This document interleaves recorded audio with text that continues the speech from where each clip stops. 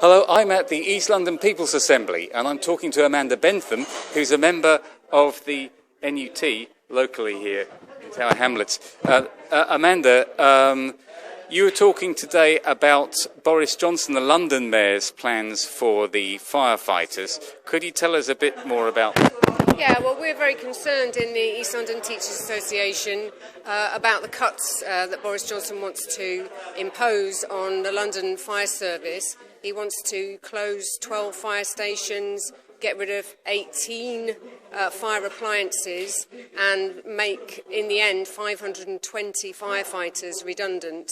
And we don't think that's going to be good for the schools that we teach in. It's not going to be safe, and we believe that lives will be lost as a result if these cuts are allowed to go through. So we are opposing them, and we are offering as much support as we can give to the FBU. And how much is that saving London taxpayers? Oh, it's 1 penny per day on the council tax. That's all that's being saved, and I believe there is a programme, an alternative budget that's been put forward which would actually save all of those fire stations and jobs and engines. Now, this process is subject to one of these classic consultations, isn't it? You've been to one of these consultations, haven't you? Could you tell us how that went? Yeah, I've been to two, actually. I went to the Tower Hamlets one in early May, and more recently the Hackney meeting.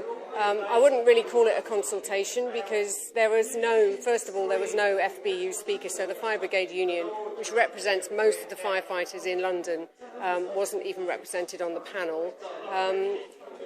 There were very well-attended meetings, lots of unions. Is that right, the FBU is not actually allowed to be on the panel? The FBU is not allowed to be on the panel, which makes a mockery of the whole idea that it's a consultation in my eyes. There were well-attended meetings, not one single person, apart from the Tory member of the London Authority, and the Fire Commissioner really spoke in favour of the cuts. Nobody else did. Everybody was opposed to them.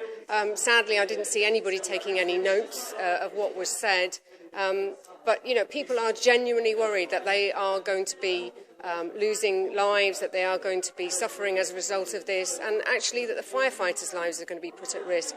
In this borough, where they want to close Bow Fire Station, in that ward alone, there are something like 60 tower blocks, and it's not just about how much longer it's going to take the fire engines to get to those tower blocks, it's how much longer is it going to take for the poor firefighters to get to the top of those blocks and to evacuate them. So, you know, we are really concerned as teachers and as local community members about these cuts, and we are determined to do everything we can to fight them and stop them. And what can we do? Well, I believe there is a public meeting coming up in Tower Hamlets, and there are various demonstrations going on all around London. There's going to be one later this month, starting in Altab Ali Park and marching to the Mayor's office to complain to Boris Johnson. But also, I think, you know, we must be looking at strike action by firefighters to stop this going ahead, and ultimately people in the community need to be prepared to occupy fire stations if necessary to keep them open. OK, so direct action is one course of action, but for people who maybe can't do that, is there something else they can do? For instance, there's an online bit of the consultation which has to be taken some notice of, or has to, at any rate, be acknowledged. How do people do that? Well, I think the fire service has an online consultation document. I think if you probably just went on and did a search for fire service in London, you would find that document. You can also pick up a copy if you go to a consultation meeting. It's quite a big booklet, and it will take a bit of time to get through, but there are petitions to be signed as well. The FBU, if you go to your local fire station, you'll find that they have a petition that you can sign, and they probably do have the document there too. So I suggest people do as much as they can, really, including fill in the consultation. Well, if a fire station does get occupied, we'll come down and cover it, of course. Amanda, thanks very much. It's Richard Hearing for Vision on TV.